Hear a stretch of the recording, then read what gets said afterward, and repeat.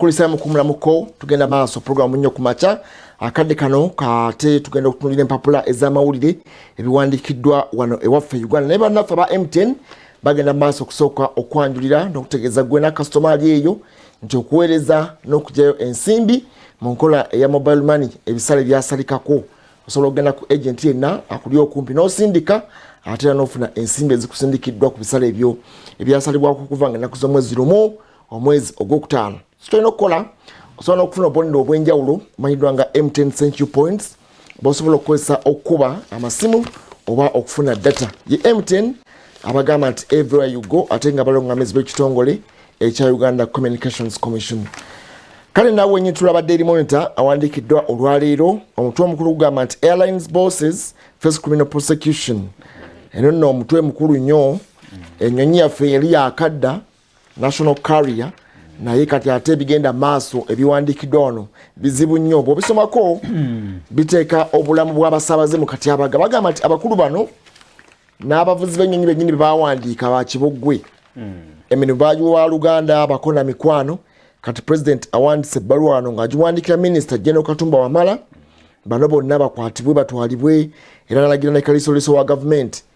mukyala Betty Kamya abanoonyerezeeko era baguleko emisango egy'enjawulo buli ake bukumpanya nabo bbi ennyonyi national carrier. Daily Monitor wandise nti ennyonyi y'eggwanga abakulu abatwala ennyonyi y'eggwanga okunoonyereza ku sanze nti bakola oboolyawo bye bakola byali si bituufu okusingira ddala mulimu emivuyo gya corruption oba obuli bw'enguzi mulimu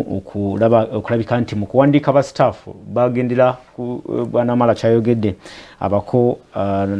baminywani n'ab'emikwano omukugaba emirimu bw'ekitubo kya naye ba pilots nga boyogedde ba pilots bawandiika ba pilots abavuzi b'ennyonyi nga ne level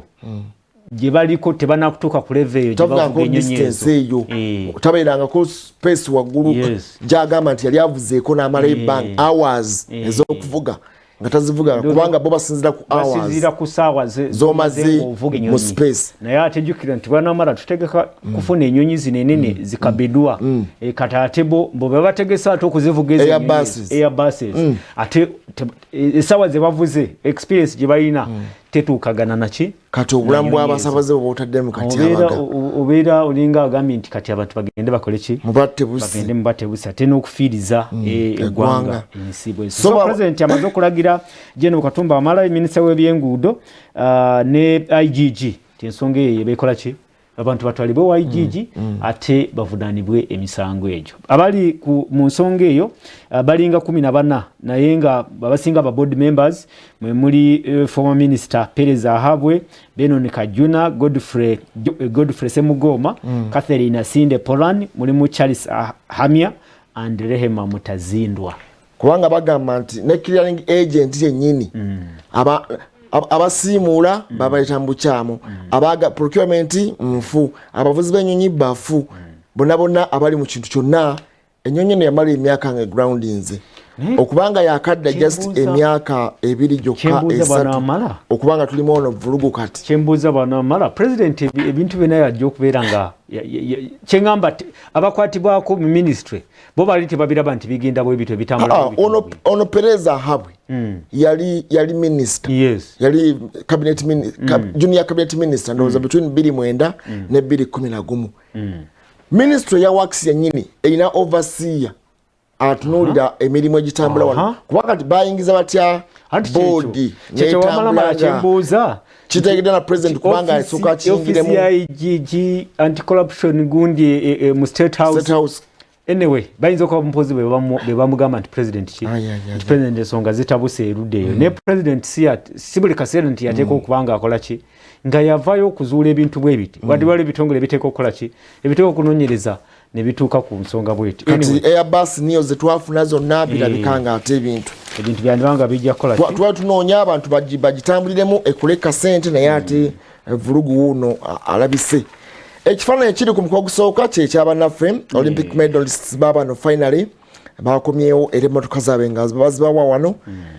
munnaffe Cheptegei n'omukyala ate ne president wano nga abakwasa ekyuma kyabwe bagende balye obulamu.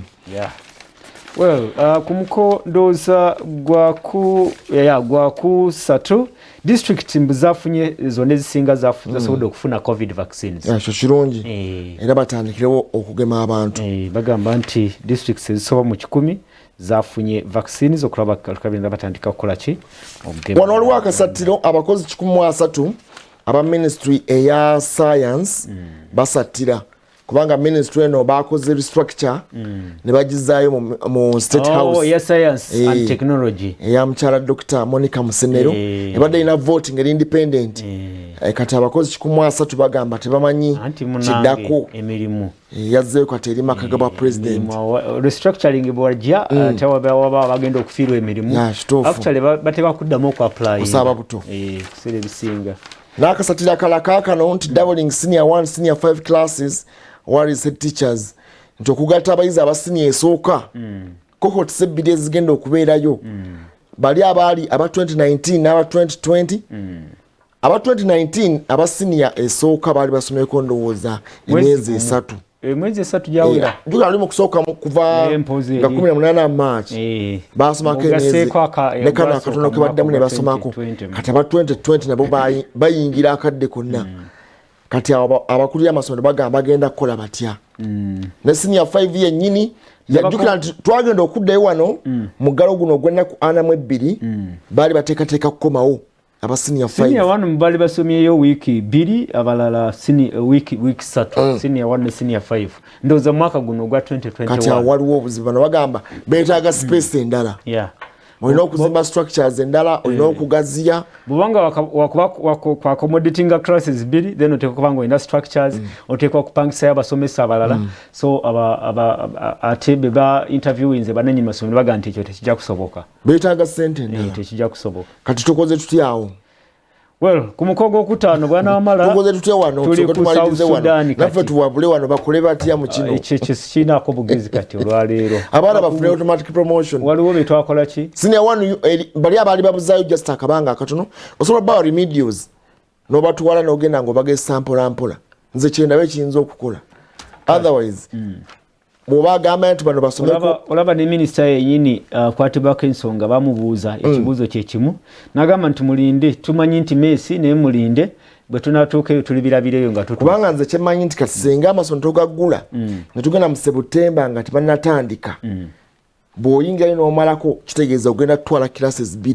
kyolina okukola sooka ozze bano staggered manner komyawo senior 1 ebadde ina okubanga emaliriza ne senior 5 weeks nga 2-3 bakole ebibuuzo bagende then eno cohort empya ejje ya 2020 ejje esaye nga tewali space kubanga kigenda ne ku university aba first year kati aba senior 6 ebibuuzo binatera okukomawo eri abaali bakayingira first year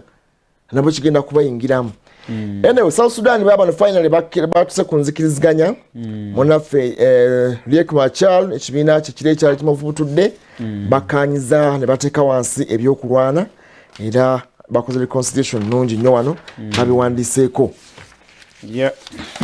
ate wano batulaga Airbus yaffe Uganda Airlines bosses emisango gya bangi vulugu ali muli etagambikako wano baga nti lwaki Norway yino ate yabaninze AstraZeneca kati ne mutuweereza wano ewaffe babyogeddako wano bulungi nnyo bagamba nti wadde wabe tekibakolera naffe twali tumwetaaga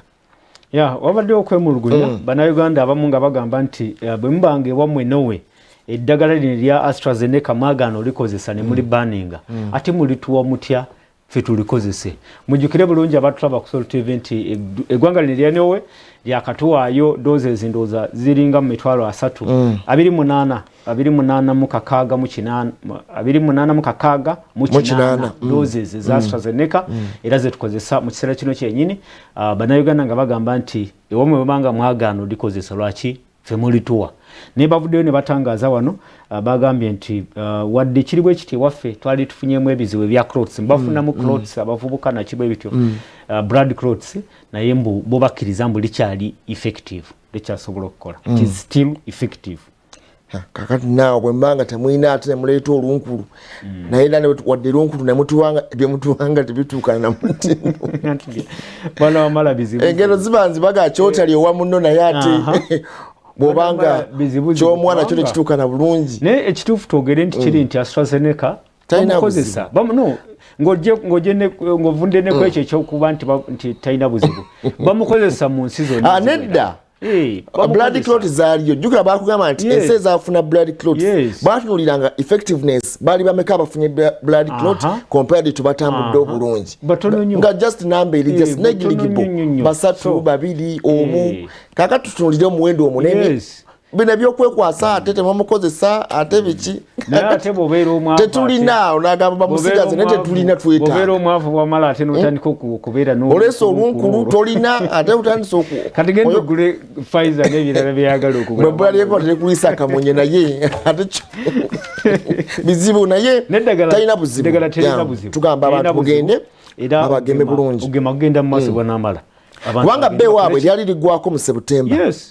ffe tusobola okulikozesa mu bbanga lya Septemba neryanga liweddewo lyebatuwadde likoma Septemba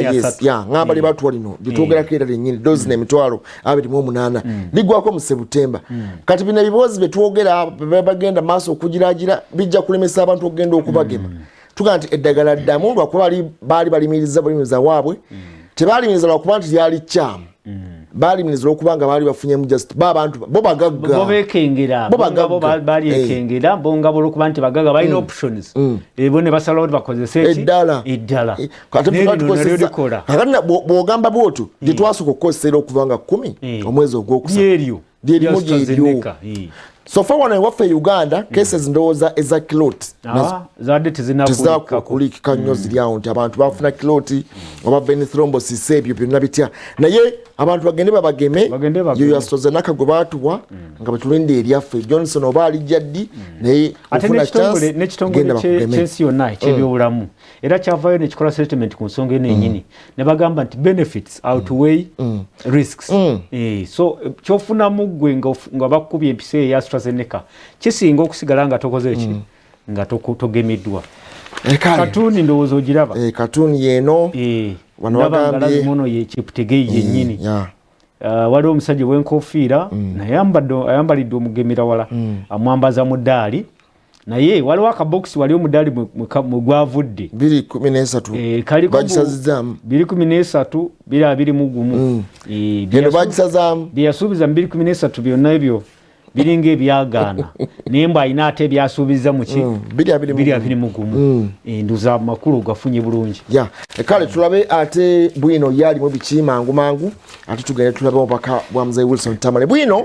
agambye nti abaana okuddamu okusoma yino plani y'amasomero okuddamu minisita Muyingo alaze kalonda yenna ojja kubanga omusomako mu bwino ebyalumbuye baloya abakambwe balabudde ebyamalwaki bakyamuterese tukubye torch misango gye Matemba atabukidde minisita Oliem MP Namboze Nsereko ne Katolo Bwama lumbuye beyalagira okusalako obulago boogedde wano bakubuuza nti ate abanene Mengo bakugobwa kabaka okulwala alaje kubizadde biri mu bwino wano una ino bwannanyini ku COVID-19 nayo neeri ku mugukiro gwenyino gwa bwino story amazima agakaawa wuno alina obwannanyini ku COVID-19 okimanyi yabufuna mu 2015 emyaka 5 ng'ekirwadde tekinajja lwaki kibi omukkiriza okulayira baga nti omugaga Kaaya owa Kachi afudde n'ekikolimo ekikambwe lwa mukazi namwandu asattira emaali baagala kugimubbako ojja kubanga obisomako kawuukumi mu poliisi muhozi agobye DPC lwakutolosa baagala Ntebe Segirinya bamukubye obukadde 305 emisango gy'okulonda gitandise kooti etaddewo obukwakulizo obukambwe Segirinya nti alina emisango mu kooti boogera ku Segirinya Muhammad MP we Kawempe North constituency birimu ono bwino ojja kuba byonna obisomako ojja kutegeera bamukubye batya obukadde 305 wano minisita akaladde minisita nigwe twogerako Dr. Sam Mayanja minisita omubeezi w'ebyettaka agambye lwaki bannaddiini ne Mengo balina okutta ku bigere ku b'ebibanja ye minisita Dr. Sam Mayanja lwaki abafu baagala nnyo awasirifu kibuuzo aziikula abafu omuzimu gw'abafubutula omuzimu gwafubutula omusosodooti ne gumusuuza egganduula ngandaba lino nalyo ndisome alireke eryo lya Karibu lya Karibu ndirisi ne waliwo eddala mbuku waso wa TV oba wa radio kwetudisizaako bomu kibuuzo kyetaagako ndowooza analysis ndowooza mweri yanti analysis abuuza kibuuzo erya Karibu nalyo mweri lyolimanyi ate eno ku mukolo ogusembayo baga nti akalulu kabbira Nakamanya alagudde Sseggona okumegambidde ne Kizito Hanti Sseggona yesimbyewo ssebo baga nti mbidde muyaaye kubwa president tasobola kufuga vira simwogerere kubwa president wa vira akali amaggwa mu luukano mwali kali Premier League yino eyingiddewo bwina ku mipiira 5 egyesungibwa ojja kubanga obisomako wano ebikyuse mu Val mu Premier League ojja kubanga nabyo obisomako wano katugende mu baka bwa Muzeeyi Wilson Tamale katono nnyo manya ekidduka kyo betunadda ayitujja tunira ensonga endala n'okugenda ku kkubo okulaba ensonga ezo katono nnyo obaka buno katubu